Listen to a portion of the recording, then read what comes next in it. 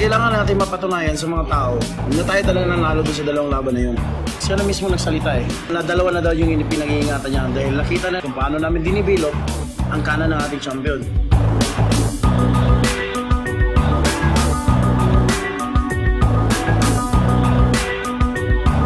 I think for this fight, because of the history that they have, the fight's become personal for Manny. For this camp, we've been a lot more focused. We're a more complete, we're a more explosive and stronger fighter now. We're not the same fighter that we were in the past.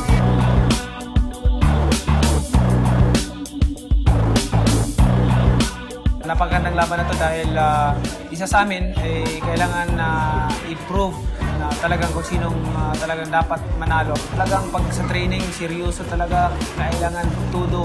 Lahat ng lakas mo, itudo mo na sa training para pagdating sa fight.